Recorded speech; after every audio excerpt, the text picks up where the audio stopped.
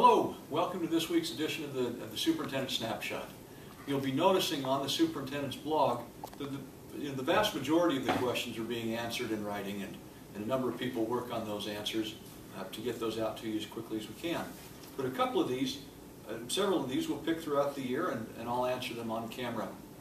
Like this one today, I've got a couple of fun things here.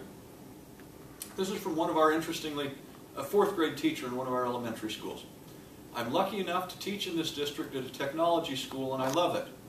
I'd love to see the district adopt a bring your own technology program that would allow students to bring their smartphones and other devices to school to enhance their learning. I think that's a great idea. I think that's an intriguing idea, and frankly, to all of our educators who've seen who've seen so far the PowerPoint that I presented to our administrators earlier this summer just before school started, you'll all note that one of the things, a direction that I believe we need to go is one-on-one handheld technology.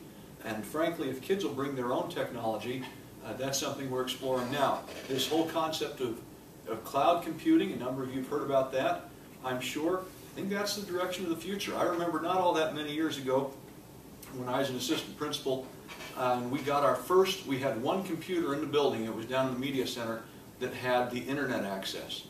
And that was really cool. Well, and here we are today. Who'd have thought? Now, the directions we're going to be and not where we will be in just a few years, some of those places we can't even imagine, but they're really going to be exciting. So yes, this is a direction that we are moving and a direction that we are going. Many of you have heard me say that I think that computer labs, perhaps such as this one, are anachronisms. Their time is dated. I think it's ridiculous that we have to take our kids, stop learning, walk down the hall to a computer lab, do our formative testing or whatever, and then come back and restart learning. I think we need to do computers differently and do our computing differently. These computers, in a computer lab for example, maybe we have 3 or 4 of those in each school classroom, for research, for that kind of work, but then what we have for students to do their learning and their information gathering, we have handheld devices, or we allow handheld devices that we power. Almost all of our schools are wireless now. Those that are not, that's underway. We talk sometimes, and teachers, you'll have heard this, the direction that by the end of this school year, every teacher have a website. Think about it this way for a moment, if you will. The vision that we have is a 21st century education.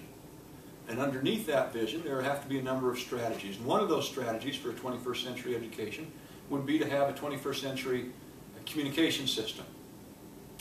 And an action step in coming to that kind of communication system would be that every educator have a website that they use for communication, both procedural communication, this is what we're doing tomorrow, this is what we're doing next week, and substantive communication. These are the things that we're working on in our classroom today, or that we worked on in our classroom today. So when your student comes home and is not sure how to do that, here we are on the website. Here's the very instruction that we gave. Here's a link to a YouTube video that I've created or that someone else has created, giving an example of how that problem can be done or how that work can be done. And so these websites become communication tools. And the metrics that I'd like us to use, and your STSs know about this, or they will in just a minute when they watch this video, the metrics that we want to use in measuring the efficacy of these websites is how often do people get on them and how long do they stay. Just think of the power that will give, or the information that will give us. Yeah, I've got a website, and frankly I have. If you haven't been to the superintendent's page, I know you haven't been to the superintendent's page because nobody ever goes to the superintendent's page. And so that makes me think maybe I ought to do something different there. All in all, that's the answer to the question. This is the direction we're going. We're very excited about that. In tandem with that, speaking of snapshots, there's a USA Today snapshot. K-12 parents' most preferred method of getting information. 51% is through some kind of electronic medium. The parents in the K-12 setting would like to get information. That's a powerful tool. I'm excited, and once again, I thank all of you for being with us and for the great work that you do.